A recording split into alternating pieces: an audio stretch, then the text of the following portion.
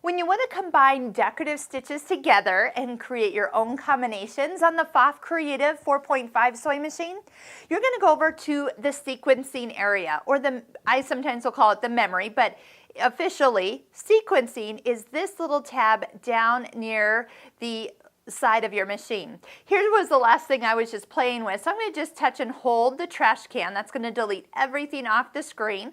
It's going to confirm I want to do that and do the check mark. So whatever stitches that you want to combine together, you can just go ahead and come to the menu and find the stitches. So if you want to put, for example, a scallop, you will see that it will appear right there on screen. Maybe you want to pick something else. You can arrow through your menus and find them this way. So if I wanted to put a scallop and a triangle, when I go to stitch it out, you'll see that the combination shows right on the screen.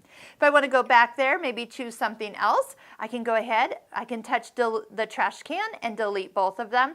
If you touch and hold, it's really a quick way if you have a lot more decorative stitches in there, and then it'll take it out. This is also how we would do it for putting together alphabets as well. So we'll stick with decorative stitches, and then we'll link over to the alphabet sequencing video right here, and that way you can see all the options for alphabets. There is so many different things that you can do. If you see something that you like, oh, maybe I don't like that.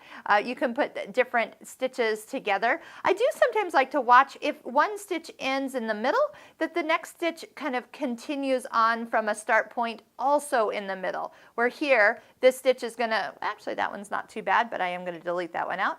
But yes, they will continue on. You also can mirror image right here in the order that you're watching. So if you say, oh, maybe I want to flip that around, you sure can. You do have a repeat or duplicate option, and to even just kind of see it stitched out, you can kind of touch where you can view it more in a complete row and even zoom in if you choose to. It's pretty amazing how much they put in here. You kind of notice you're on a green screen when you're in sequencing, so you can definitely know that you're in another area of your machine than just your normal sewing. So if you are wanting to stitch this out, you can go ahead and do the check mark. We can take some fabric. It usually recommends some stabilizer, and the recommended foot will be shown at that top left corner.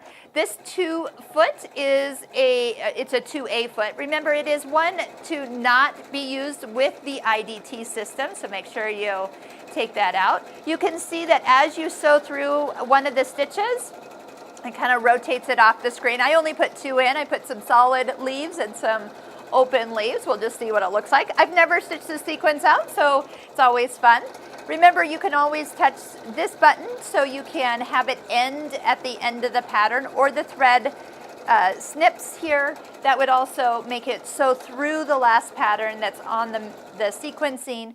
It will lock it and then cut it. So I'll just manually cut it since I didn't push that one here. But look at what we have. We have a beautiful combination. Again, prettier than it looks on screen. That's why we always tell you to stitch out your decorative stitches. So when you do go put them into the memory, you do have an idea. Are they a bigger stitch, a longer stitch? How are they going to stitch out? Now, if you do want to save this, let's say it's the most beautiful combination you ever have made, this part right here, the folder with the arrow pointing into it, is going to allow you to save it onto either the, let's just put it into the heart area, and you can see I've saved a few stitches. I can pick an empty memory, and that puts it in my personal menu number 1.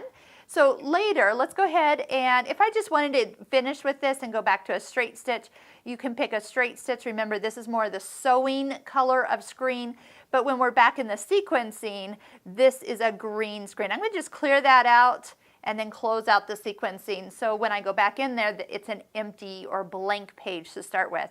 So where did I actually save it? I saved it over here at menu 7 in my personal menu number 1, section 3 right here.